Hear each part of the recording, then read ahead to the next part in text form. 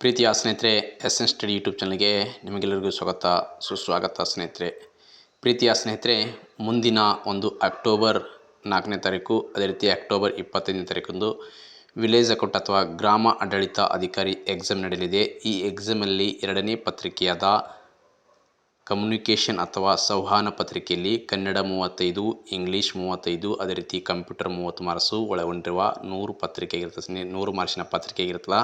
ಅದಕ್ಕಾಗಿ ನಾವು ಇವತ್ತು ನಿಮ್ಮ ಜೊತೆ ಕನ್ನಡವನ್ನು ಡಿಸ್ಕಸ್ ಮಾಡ್ತಿದ್ದೀನಿ. ಈ ಕನ್ನಡವನ್ನು ಡಿಸ್ಕಸ್ ಮಾಡ್ತಿದ್ದಂದರೆ ನಮ್ಮ ಮೊದಲ ಬಾರಿಗೆ ನಮ್ಮ S N study YouTube channel ನೋಡುವ ಸ್ನೇಹಿತರು ಹಾಗೂ ಸ್ಪರ್ಧಾರ್ಥಿಗಳು ನಮ್ಮ ಒಂದು ಯೂಟ್ಯೂಬ್ ಚಾನಲ್ನ ಸಬ್ಸ್ಕ್ರೈಬ್ ಮಾಡಿ, ಲೈಕ್ ಮಾಡಿ, ಅದೇ ರೀತಿ ನಿಮ್ಮ ಸ್ನೇಹಿತರನ್ನು ಶೇರ್ ಮಾಡಿ ಅಂತ ಹೇಳ್ತಾ ನಾವು ನೇರವಾಗಿ ಇವತ್ತು ಕನ್ನಡದ ಕ್ವಶನ್ಗಳನ್ನು ನೋಡೋಣ ಬನ್ನಿ ಸ್ನೇಹಿತರೆ. ಇಲ್ಲಿ ಗಳಪ ಎಂದರೇನು? ಗಳಪ ಎಂದರೆ ಬಾಯಿಗೆ ಬಂದಂತೆ ಹರಟುವವ, ಯೋಚನೆ ಮಾಡಿ ಮಾತನಾಡುವ, ಚಾಡಿ ಮಾತು ಹೇಳುವ ಮತ್ತು ಅದೇ ರೀತಿ ಮೃದು ಮಾತಿನವ. ಅಂದರೆ ಇಲ್ಲಿ ಸರಿಯಾದ ಆನ್ಸರ್ ಸ್ನೇಹಿತರೆ ಬಾಯಿಗೆ ಬಂದಂತೆ ಹರಟುವವನ ಇದೊಂದು ಸರಿಯಾಗಿದೆ ಅಂತ ಹೇಳ್ಬೋದು. ಅಂದರೆ ಬಾಯಿಗೆ ಬಂದಂತೆ ಮಾತನಾಡುವುದು ಇಲ್ಲಿ ಸರಿಯಾದ ಆನ್ಸರ್ ಆಗಿರ್ತದೆ. ಎರಡನೇ ನೋಡಿ, ಸ್ಟೈಲಿಶ್ ಬ್ಯಾಟ್ಸ್ಮನ್ ಎಂಬ ಸ್ಟೈಲಿಶ್ ಪದಕ್ಕಿರುವ ಕನ್ನಡದಲ್ಲಿ ಸರಿ ಹೊಂದುವ ಅರ್ಥ ಯಾವುದು ಅಂತ ಕೇಳಿದರೆ ಶೈಲೀಕೃತ, ಆಕರ್ಷಕ ಮತ್ತು ಪೊಕ್ಕು ಉಳ್ಳುವ ಒಂದು ಶೈಲಿಯ. ಇಲ್ಲಿ ನೋಡಿ, ಸ್ಟೈಲಿಶ್ ಅಂದರೆ ಇಂಗ್ಲೀಷಲ್ಲಿ ಕರಿತೀವಿ ಸ್ನೇಹಿತರೆ, ಇಲ್ಲಿ ಕನ್ನಡದಲ್ಲಿ ಆಕರ್ಷಕ ಎಂಬುದು ಸರಿಯಾಗಿರುತ್ತದೆ ನೋಡಿ.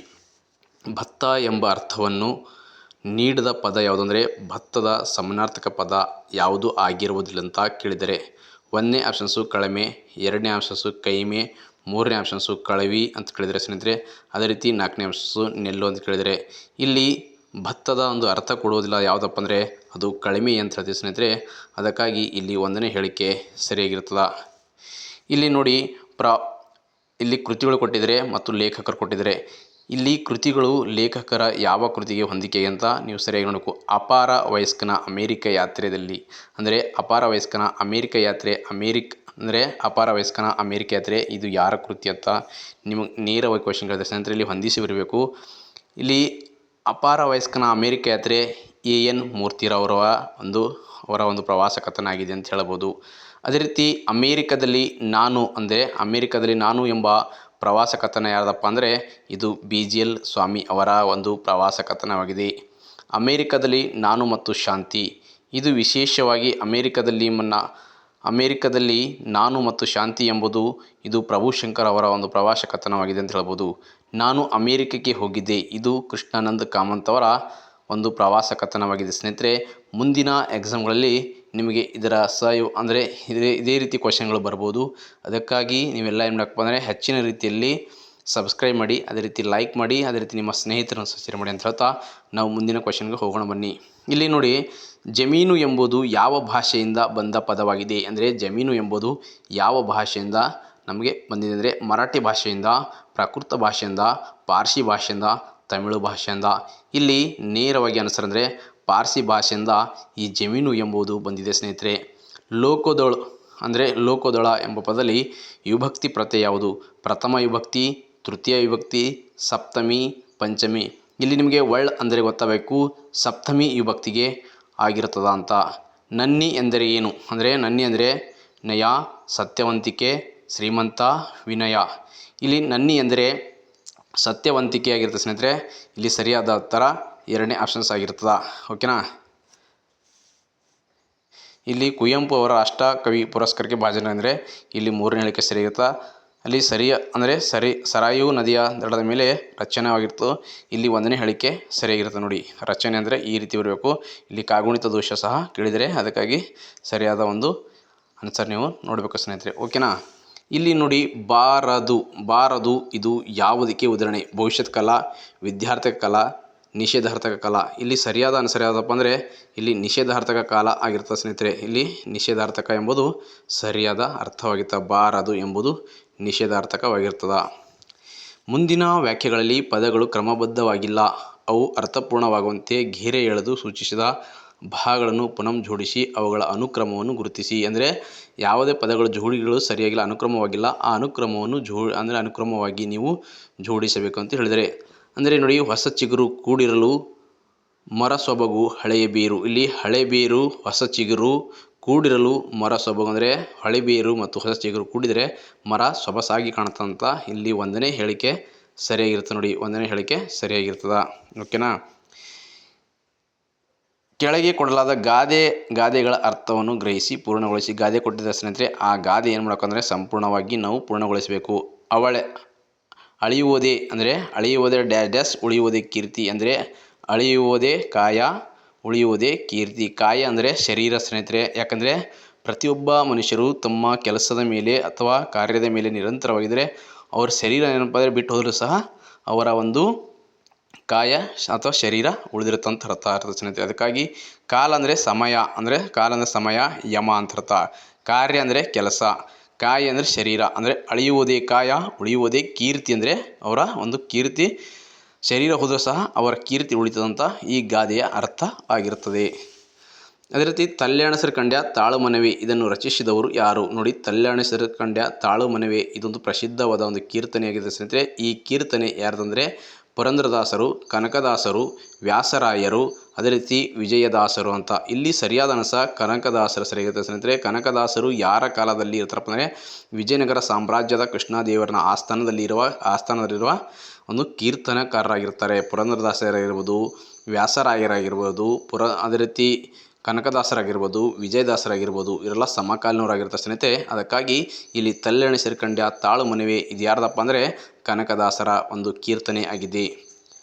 ಮಗಳು ಹೂವನ್ನು ಕಿತ್ತಳು. ಈ ವಾಕ್ಯದ ಮಗಳು ಎಂಬ ಪದದಲ್ಲಿನ ವಿಭಕ್ತಿ ಪ್ರತ್ಯಯ ಯಾವುದು ಅಂದರೆ ಮಗಳು ಎಂಬ ಪದದಲ್ಲಿ ಯಾವ ವಿಭಕ್ತಿ ಪ್ರತ್ಯಯವನ್ನು ಸೇರ್ಪಡೆಗೊಂಡಿದೆ? ಇಲ್ಲಿ ತೃತೀಯ, ಪ್ರಥಮ, ದ್ವಿತೀಯ, ಚತುರ್ಥಿ. ಇಲ್ಲಿ ನೋಡಿ, ತೃತೀಯ ಅಂದರೆ ಇಂದ ಬಂದರೆ ಅದು ಕರೆಕ್ಟ್ ಆಗ್ತದೆ ಸ್ನೇಹಿತರೆ. ಇಲ್ಲಿ ಮಗಳು ಅಂತ ಬಂದಿದೆ, ಇದು ಪ್ರಥಮ ವಿಭಕ್ತಿ ಆಗಿದೆ, ಅದಕ್ಕಾಗಿ ಎರಡನೇ ಹೇಳಿಕೆ ಸರಿಯಾಗಿದೆ. ಅದೇ ರೀತಿ ದ್ವಿತೀಯ ವಿಭಕ್ತಿ ಅಂದರೆ ಅನ್ನು ಅಂತ ಬರ್ತದೆ. ಅದೇ ರೀತಿ ಚತುರ್ಥಿಂದೆ ಗೆ ಅಂತ ಒಂದು ವಿಭಕ್ತಿ ಪ್ರತ್ಯಯಗಳು ಬರ್ತವೆ, ಅದಕ್ಕಾಗಿ ಇಲ್ಲಿ ಎರಡನೇ ಹೇಳಿಕೆ ಸರಿಯಾಗಿದೆ.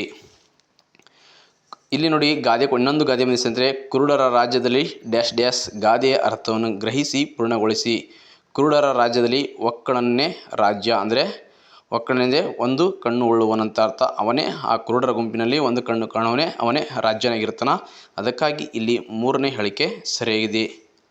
ನೆನಪಿಲ್ಲ ಎಂಬುದು ಯಾವ ಸಂಧಿಗೆ ಉದಾಹರಣೆಯಾಗಿದೆ? ನೋಡಿ, ನೆನಪಿಲ್ಲ ಎಂಬುದು ಯಾವ ಸಂಧಿಗೆ ಉದಾಹರಣೆ?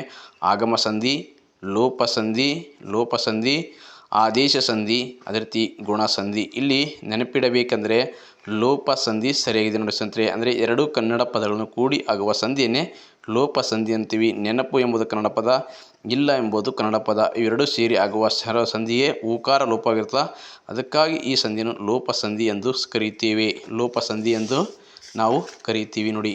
ಪರಿಭವ ಎಂಬುದು ವಿರುದ್ಧ ಪದಗಳಿದ್ದಾರೆ ಸ್ನೇಹಿತರೆ. ಪರಿಭವ ಅಂದರೆ ಅಪಮಾನ, ಇಲ್ಲಿ ನೇರವಾದ ಹೆಸರು ಅಪಮಾನ. ಅದೇ ಸೋಲು ವಿರುದ್ಧ ರೂಪ ಗೆಲುವು ಆಗಿರ್ತದೆ ಸ್ನೇಹಿತರೆ. ಸೋಲು ಗೆಲುವು ಆಗಿರ್ತದೆ.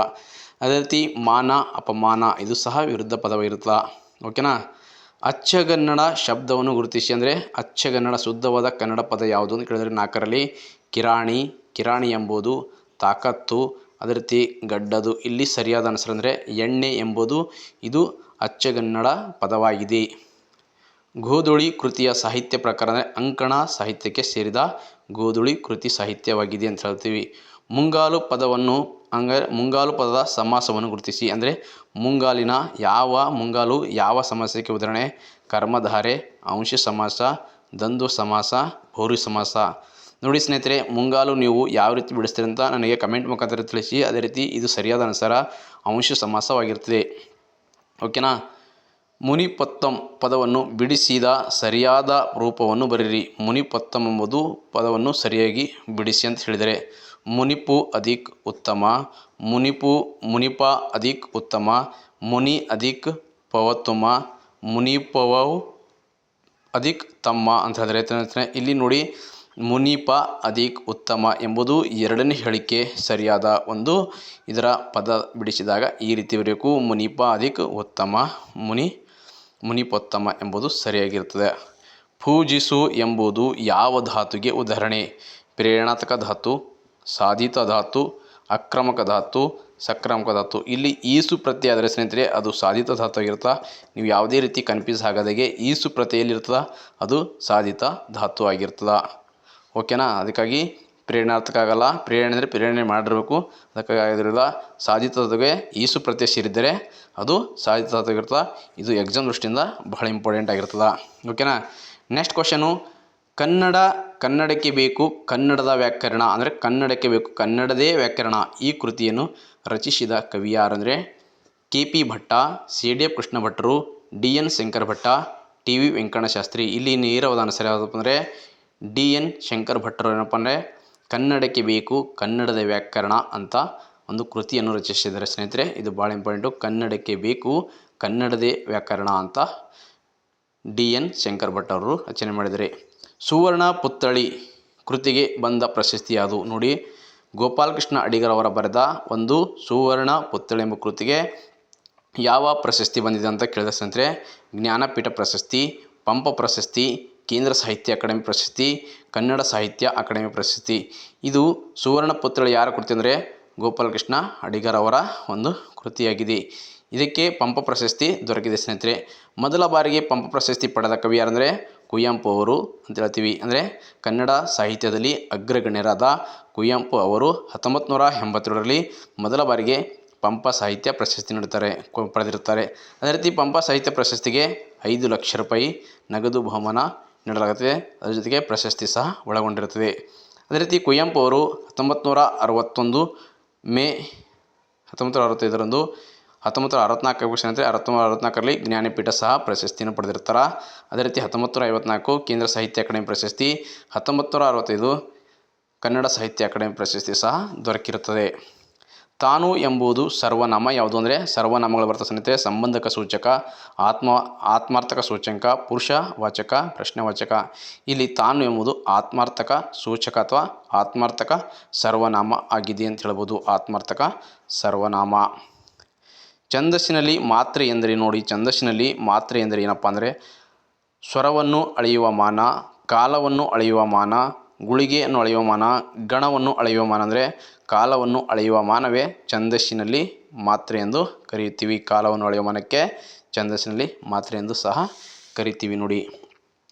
ಥಳಥಳ ಎಂಬುದು ಏನು ಅಂದರೆ ಥಳಥಳ ಎಂಬುದು ಅನುಕರಣ, ದ್ವಿರುಕ್ತಿ, ನುಡಿಗಟ್ಟು, ಜೋಡು ನುಡಿ. ಇಲ್ಲಿ ನೇರವಾದ ಆನ್ಸರ್ ಅಂದರೆ ಅನುಕರಣ ಎಂಬುದು ಥಳಥಳಕ್ಕೆ ಉದಾಹರಣೆ ಆಗಿದೆ ನೋಡಿ. ಅನುಕರಣಕ್ಕೆ ಅಂದರೆ ಪಟ, ಧಬ, ಗಳಗಳ, ಜುಳು ಇವೆಲ್ಲ ಅದಕ್ಕಪ್ಪ ಅಂದರೆ ಅನುಕರಣಕ್ಕೆ ಒಂದು ಪಟ ಅಂತ ಹೇಳ್ತೀವಿ. ಇವೆಲ್ಲ ಉದಾಹರಣೆ ಆಗಿವೆ. ಅದೇ ರೀತಿ ದ್ವಿರುಕ್ತಿಗೆ ಮನೆ, ಬೇಗ, ಓಡಿ, ಈಗೀಗ ಇವೆಲ್ಲ ದ್ವಿರುಕ್ತಿಗೆ ಉದಾಹರಣೆ. ಕಷ್ಟ ಇವೆಲ್ಲ ದುರುಕ್ತಿಗೆ ಉದಾಹರಣೆ ಆಗಿವೆ.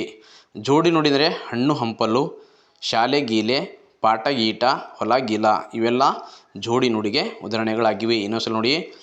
ಅನುಕರಣೆ ಅಂದರೆ ಪಟ, ಧಬ, ಗಳಗಳ, ಜುಳು, ಧಗ, ರುಯ್ಯನೆ, ಸುಯ್ಯನೆ, ಚಟ ಅಂತ ಇವು ಅನುಕರಣೆಗೆ ಉದಾಹರಣೆ. ಆದರೆ ದುರುಕ್ತಿಗೆ ಉದಾಹರಣೆ ಯಾವಪ್ಪ ಅಂದರೆ ಮನೆ, ಕಷ್ಟ, ಬೇಗ, ಓಡಿ, ಈಗೀಗ ಎಂಬುದು ಇವು ದುರುಕ್ತಿಗೆ ಉದಾಹರಣೆಗಳಾಗಿವೆ ಅಂತ ಹೇಳ್ತೀವಿ ಸ್ನೇಹಿತರೆ. ಅದೇ ರೀತಿ ಜೋಡಿ ನುಡಿಗೆ ಹಣ್ಣು ಹಂಪಲು ಒಂದರೊಂದೇ, ಹಂಪಲು ಒಂದರೊಂದೇ ಈ ರೀತಿ ಅರ್ಥ ಕೊಡ್ಬೇಕು ಸ್ನೇಹಿತರೆ. ಶಾಲೆ ಗೀಲೆ ಅಂತ, ಪಾಠ ಗೀಟ, ಹೊಲ ಗೀಲ ಅಂತ ಈ ರೀತಿ ಹಳ್ಳಿಯಲ್ಲಿ ಆಡುವ ಶಬ್ದಗಳು ಇರ್ತವೆ. ಅದಕ್ಕಾಗಿ ಈ ರೀತಿ ನೀವು ಜೋಡಿ ನುಡಿಗಳಾಗಿರ್ತವೆ ಅಂತ ಹೇಳ್ತೀನಿ. ಔಡುಗಚ್ಚು ನುಡಿಗಟ್ಟಿನ ಅರ್ಥ. ಔಡುಗಚ್ಚು ನುಡಿಗಟ್ಟಿನ ಅರ್ಥ ಅಂದರೆ ತುಟಿ ಕಚ್ಚುವುದು, ಸಿಟ್ಟಿಗೇಳುವುದು, ಸೀಟಿ ಓದುವುದು, ತುಟಿ ಬಿಚ್ಚು. ಅಂದರೆ ಇಲ್ಲಿ ಔಡುಗಚ್ಚು ಅಂದರೆ ಸಿಟ್ಟಿಗೇಳುವುದು ಅಂತ ಅರ್ಥ. ಅಂದರೆ ಸಿಟ್ಟಿಗೇಳ್ತಾನೆ ಅಂದರೆ ಔಡುಗಚ್ಚು ಅಂದರೆ ಸಿಟ್ಟಿಗೇಳು ಎಂದು ಅರ್ಥ. ಇವುಗಳಲ್ಲಿ ಸಮಾಸ ಪದವನ್ನು ಯಾವುದು ಅಂದರೆ ಸಮಾಸ ಪದ ಯಾವುದು ಅಂತ ಕೇಳಿದರೆ ಕಾಲುಬಳೆ, ಹೂವು, ಕಾಲು, ಮನೆ. ಇದು ಕಾಲುಬಳೆ ಎಂಬುದು ಸಮಾಸ ಪದಕ್ಕೆ ಉದಾಹರಣೆಯಾಗಿದೆ. ವಲ್ಲಿ ಪದದ ತದ್ಭರೂಪ ಓ ಆಯ್ತದ ಬ ಆಗ್ತದೆ ಸ್ನೇಹಿತರೆ. ಅದಕ್ಕಾಗಿ ಇಲ್ಲಿ ಬಳ್ಳಿ ಎಂಬುದು ಸರಿಯಾಗಿರ್ತದೆ. ವಲ್ಲಿ, ಬಳ್ಳಿ. ಓಕೆನಾ. ಇವು ಸರಿಯಾಗಿರುತ್ತೆ ನೋಡಿ. ದೀಪಿಕಾ, ದಿವಿಗೆ, ಶೇಷ, ಶೇಷೆ, ತ್ರಾಣ, ತರಣ, ಯಸ, ಜಸ ಈ ರೀತಿ ನೋಡ್ಕೋಬೇಕು. ನೇತೃ, ನೇತಾರ, ಚತುರ, ಚದುರ ಈ ರೀತಿ ಇವು ತತ್ಸಮ ತದ್ಭವಗಳ ಬಗ್ಗೆ ಒಂದು ಕ್ವೆಶನ್ ಆಗಿರ್ತಾ. ಯಜ್ಞ, ಜನ್ನ, ಘೋರ, ಘೋಗೆ ಇಂಥ ಈ ರೀತಿಯಾಗಿರ್ತದೆ ಸ್ನೇಹಿತರೆ. ಅದಕ್ಕಾಗಿ ಇವುದ್ರ ಬಗ್ಗೆ ಸವಿವರವಾಗಿ ನೋಡ್ಕೊಳ್ಳಿ. ಕೆಂಡದ ಬೆಳದಿಂಗಳು ಕಥಾಸಂಕಲನ ಕರ್ತೃ ಅಂದರೆ ಕೆಂಡದ ಬೆಳದಿಂಗಳು ಕಥಾಸಂಕಲನ ಕರ್ತೃ ಯಾರು ಅಂತ ಕೇಳಿದರೆ ರಘುನಾಥ್ ಚಹಾ ಅಂತ ಕೇಳಿದ್ರೆ ಗುರುಪ್ರಸಾದ್ ಕಟ್ಟಲ್ಗೇರಿ, ಸಣ್ಣ ಹೊನ್ನಯ್ಯ ಕಟ್ಟಲ್ಗೇರೆ, ಸಂಚಿ ಅಂದರೆ ಸಿ ಬಿ ಹೊನ್ನಯ್ಯ ಅಂತ ಕೇಳಿದ್ರೆ ಸಿ ಬಿ ಹೊನ್ನಯ್ಯ ಅಂತ ಕೇಳಿದ್ರೆ ಇಲ್ಲಿ ಸರಿಯಾದ ಅನುಸಾರ ಅಂದರೆ ಗುರುಪ್ರಸಾದ್ ಕಟ್ಟಲ್ಗೇರಿ ಅವರು ಏನು ಮಾಡ್ತಾರಪ್ಪ ಅಂದರೆ ಕೆಂಡದ ಬೆಳದಿಂಗಳು ಎಂಬ ಕಥಾಸಂಕಲನವನ್ನು ಬರೆದಿರ್ತಾರೆ ಸ್ನೇಹಿತರೆ. ಹೊಳೆಯಲ್ಲಿ ಹರಿದ ನೀರು ಅಂದರೆ ಹೊಳೆಯಲ್ಲಿ ಹರಿದ ನೀರು ಇದು ಯಾರ್ದಂದರೆ ರಘುನಾಥ್ ಚಹಾ ಅವ್ರದ್ದಾಗಿರ್ತದ. ಹೊಳೆಯಲ್ಲಿ ಹರಿದ ನೀರು ಆಗಿರ್ತದ. ಕೆಂಡದ ಬೆಳದಿಂಗಳು ಇದು ಯಾರದು ಗುರುಪ್ರಸಾದ್ ಕಟ್ಟಲಗೇರಿ ಅವರ ಒಂದು ಕೃತ್ಯವಾಗಿದೆ. ಗೋವಿಂದ ಜಾಡು ಅಂದರೆ ಅದು ಸಹ ಗೋವಿಂದ ಜಾಡು ಅಂದದು ಗುರುಪ್ರಸಾದ್ ಕಟ್ಟಲಗೇರಿ ಅವರ ಒಂದು ಕೃತಿಯಾಗಿದೆ ಅಂತ ಹೇಳಬಹುದು. ನೆಕ್ಸ್ಟು ಉತ್ತರ ದೇವಿಯ ಹಾಡು ಇದು ಯಾವ ಸಾಹಿತ್ಯಕ್ಕೆ ಉದಾಹರಣೆ ಆಗಿದೆ ಅಂದರೆ ಉತ್ತರ ದೇವಿಯ ಹಾಡು ಇದು ಯಾವ ಸಾಹಿತ್ಯದ ಪ್ರಕಾರಕ್ಕೆ ಸೇರುತ್ತದೆ? ಷಟ್ಪದಿ ಸಾಹಿತ್ಯ, ತ್ರಿಪದಿ ಸಾಹಿತ್ಯ, ನವೋದಯ ಸಾಹಿತ್ಯ, ಜನಪದ ಸಾಹಿತ್ಯ. ಇಲ್ಲಿ ಸರಿಯಾದ ಅನುಸರು ಜನಪದ ಸಾಹಿತ್ಯ ಏನಪ್ಪ ಅಂದರೆ ಉತ್ತರ ದೇವಿಯ ಹಾಡು ಸಾಹಿತ್ಯ ಪ್ರಕಾರಕ್ಕೆ ಜನಪದ ಸಾಹಿತ್ಯಕ್ಕೆ ಸೇರಿದೆ. ಕನ್ನಡ ವೃತ್ತಗಳ ಗಾಯತ್ರಿ ಅಂದರೆ ತ್ರಿಪದಿಯನ್ನು ಕನ್ನಡ ವೃತ್ತಗಳ ಗಾಯತ್ರಿ ಎಂದು ಕರೆದವರು ದ ರಾ ಬೇಂದ್ರೆಯವರು ಕರೀತಾರೆ ಸ್ನೇಹಿತರೆ. ಇದು ಭಾಳ ಇಂಪಾರ್ಟೆಂಟು, ಓಕೆನಾ. ಅದೇ ರೀತಿ ಷಟ್ಪದಿ ಸಾಹಿತ್ಯ ಚಂದ್ರರಾಜನ ಮದನ ತಿಲಕದಲ್ಲಿ ನೀವು ಷಟ್ಪದಿಯ ಸಾಹಿತ್ಯ ಕಾಣಬಹುದು. ಅದೇ ರೀತಿ B M Shri, Govinda Pai, D V G Gundappa ಇವರೆಲ್ಲ ಏನಪ್ಪ ಅಂದರೆ ಇವರು ಸಹ ನವೋದಯ ಸಾಹಿತ್ಯಕ್ಕೆ ಸೇರಿದವರಾಗಿದ್ದಾರೆ. ಅಂದರೆ B M Shri Govinda Pai, D V G ಅಂದರೆ ಪಂಜೆ ಮಂಗೇಶ್ವರಾಯ ಇವರೆಲ್ಲ ಅಂದರೆ ನವೋದಯ ಸಾಹಿತ್ಯಕ್ಕೆ ಸೇರಿದವರು. ನವೋದಯ ಸಾಹಿತ್ಯ ಅಂದರೆ ರೊಮ್ಯಾಂಟಿಕ್ ಯುಗ ಅಥವಾ ರೊಮ್ಯಾಂಟಿಕ್ ಸಾಹಿತ್ಯ ಅಂತ ಸಹ ನಾವು ಕರೆಯಬಹುದು. ಓಕೆ, ನವೋದಯ ಸಾಹಿತ್ಯದಲ್ಲಿ ಕಂಡುಬರುವ ವ್ಯಕ್ತಿಗಳು ಯಾರಪ್ಪ ಅಂದರೆ B M Shri, Govinda Pai, D V G, Panje Mangeshwaraya ಅಂತ ಹೇಳ್ತೀವಿ. ಓಕೆನಾ. ಇವು ಭಾಳ ಇಂಪಾರ್ಟೆಂಟ್ ಆಗಿರುತ್ತೆ ನೋಡಿ. ಛಂದಸ್ಸಿನಲ್ಲಿ ಬರುವ ಅಕ್ಷರಗಳ ಸಂಖ್ಯೆ ಎಷ್ಟು ಅಂದರೆ ಛಂದಸ್ಸಿನಲ್ಲಿ ಬರುವ ಅಕ್ಷರಗಳು 10, 12, 5, 8. ಇಲ್ಲಿ 8 ಸರಿಯಾದ ಆನ್ಸರ್ ಆಗಿರುತ್ತೆ ಸ್ನೇಹಿತರೆ. ಈ ಛಂದಸ್ಸಿನಲ್ಲಿ ಬರುವ ಅಕ್ಷರಗಳು ಅಂದರೆ ಯಗಣ, ಮಗಣ, ತಗಣ, ರಗಣ, ಭಗಣ, ಜಗಣ, ನಗಣ, ಸಗಣ ಅಂತ 8 ಅಕ್ಷರಗಣಗಳು ಬರ್ತವೆ. ಅದಕ್ಕಾಗಿ ಛಂದಸ್ಸಿನಲ್ಲಿ ಬರುವ 8 ಅಕ್ಷರಗಳ ಸಂಖ್ಯೆ 8 ಆಗಿದೆ ಅಂತ ಹೇಳ್ಬೋದು. ಸಮುದ್ರದ ಸ್ನೇಹ ಕುಡಿಯುವ ನೀರಿಗೆ ಬಡತನ. ಈ ಗಾದೆ ಅರ್ಥವೆಂದರೆ ಶ್ರೀವಂತನ ಸ್ನೇಹ ಕಷ್ಟಕ್ಕಲ್ಲ ಅಂತ ಇದು ಸರಿಯಾದ ಅನುಸರಾಗಿದೆ. ತ ಎಂಬ ಧ್ವನಿ ಉತ್ಪತ್ತಿಯ ಸ್ಥಾನ ಅಂದರೆ ತ ಎಂಬುದು ಯಾವ ಅಕ್ಷರದಲ್ಲಿ ಉಂಟಾಗುತ್ತದೆ, ಯಾವ ಧ್ವನಿಯಲ್ಲಿ ಉಂಟಾಗುತ್ತದೆ ಅಂದರೆ ಓಷ್ಟ್ಯ, ದಂತ್ಯ, ತಾಲ್ವ್ಯ, ಮೂರ್ಧನ್ಯ. ಇಲ್ಲಿ ದಂತ್ಯ ಎಂಬುದು ಸರಿಯಾಗಿದೆ. ಇಲ್ಲಿ ನೋಡಿ ಸ್ನೇಹಿತರೆ, ಇಲ್ಲಿ ಭಾಳ ಇಂಪಾರ್ಟೆಂಟ್ ಆಗಿರ್ತಾ ಓಷ್ಟ್ಯ ಅಕ್ಷರಗಳಂದರೆ ಪ ವರ್ಗ ಆಗಿರ್ತಾ ಪವಮ, ಅದರ ಜೊತೆಗೆ ಉ ಅನುಸ್ವರಗಳ ಆಗಿರ್ತವೆ. ಅದರ ಜೊತೆ ದಂತ ಅಂದರೆ ತ್ಯ ವರ್ಗ, ಲ ಮತ್ತು ಸ ಹಲ್ಲಿನ ಸಹಾಯದಿಂದ ಉಂಟಾಗುವ ಅಕ್ಷರಗಳನ್ನು ದಂತ್ಯ ಅಕ್ಷರಗಳೆಂದು ಕರಿತೀವಿ. ತಾಲ್ವ್ಯ ಅಂದರೆ ಚ ವರ್ಗ, ಇ ಮತ್ತು ಇರು ಎಸ್ ಯ. ನೋಡಿ ಮೊನ್ನೆ ಎಕ್ಸಾಮ್ದಾಗ ಯ ಎಂಬುದು ಎಲ್ಲಿ ಹುಟ್ಟುತ್ತೆ ಅಂತ ಕೇಳಿದ್ರೆ ಯಾವ ಅಂದರೆ ತಾಲ್ವ್ಯದಲ್ಲಿ ಒಂದು ಉದ್ಭವವಾಗುವ ಅಕ್ಷರ ಯ ಮತ್ತು ಶಂಕರ್ಷ ಅಂತ ಹೇಳ್ತೀವಿ. ಮೂರ್ಧನ್ಯ ಟ ವರ್ಗ, ಅದೇ ರೀತಿ ರು ಮತ್ತು ರ ಎಂಬುದು ಇಲ್ಲಿ ಹುಟ್ಟುತ್ತೆ ಅಂತ ಕೇಳ್ತಾರೆ ಮೂರ್ಧನ್ಯ. ಅದೇ ರೀತಿ ಷಟ್ಪದಿ ಶಹ ಇದು ಸಹ ಮೂರ್ಧನ್ಯದಲ್ಲಿ ಹುಟ್ಟುವ ಅಕ್ಷರ. ಅದೇ ರೀತಿ ಕಂಠ ಅಂದರೆ ಕ ವರ್ಗ, ಮತ್ತು ನೋಡಿ ಮೊನ್ನೆ ಎಕ್ಸಾಮ್ದಲ್ಲಿ ಆ ಎಲ್ಲಿ ಬರ್ತದೆ ಅಂತ ಕೇಳಿದರೆ ಅದಕ್ಕಾಗಿ ನಮಗೂ ಸಹ ಇದು ಸಹ ಗೊತ್ತಿರಬೇಕು. ವಿಸರ್ಗ ಎಲ್ಲಿ ಬರ್ತದ ಕಂಠದಾಗ. ಅದೇ ರೀತಿ ಅನುಸ್ವರ ಓಷ್ಟ್ಯದಾಗ. ಇದು ಸಹ ನಿಮಗೆ ಸೂಕ್ಷ್ಮವಾದ ಕ್ವಶನ್ ಆಗಿರ್ತವೆ, ಅದಕ್ಕಾಗಿ ನೋಡಿಕೊಳ್ಳಬೇಕು. ಕಂಠ ತಾಲ್ವ್ಯ ಅಂದರೆ ಎ ಐ, ಕಂಠೋಷ್ಟ್ಯ ಓ ಔ. ಅದೇ ರೀತಿ ದಂತೋಷ್ಟ್ಯ ಮೊನ್ನೆ ಕೇಳಿದ್ರೆ ಸ್ನೇಹಿತರೆ ದಂತೋಷ್ಟ್ಯ ವ ಎಂಬುದು ಯಾವುದಕ್ಕೆ ಸೇರಿದೆ, ಯಾವ ವರ್ಗಕ್ಕೆ ಸೇರಿದೆ ಅಂತ ಕೇಳಿದ್ರೆ ದಂತೋಷ್ಟ್ಯಕ್ಕೆ ಸೇರಿದೆ. ಪ್ರೀತಿಯ ಸ್ನೇಹಿತರೆ, ಯಾರಿಗೆಲ್ಲ ನಮ್ಮ SN ಸ್ಟಡಿ ಯೂಟ್ಯೂಬ್ ಚಾನಲ್ ಇಷ್ಟ ಆಗಿದೆ ಲೈಕ್ ಮಾಡಿ, ಅದರ ಜೊತೆಗೆ ನಿಮ್ಮ ಸ್ನೇಹಿತರನ್ನು ಶೇರ್ ಮಾಡಿ. ಇದು ನಿಮಗೆ ಒಂದು ಸದುಪಯೋಗ ಅಂತ ತಿಳ್ಕೊಳ್ತಾ ಮತ್ತೆ ಮುಂದಿನ ತರಗತಿಯಲ್ಲಿ ನಾನು ಇದೇ ರೀತಿ ಕ್ಲಾಸ್ಗಳು ಮಾಡ್ತೀನಿ. ನಿಮ್ಮ ಬೆಂಬಲ ನಮ್ಮೊಂದಿಗೆ ಇರಲಿ. ಜೈ ಹಿಂದ್, ಜೈ ಕರ್ನಾಟಕ.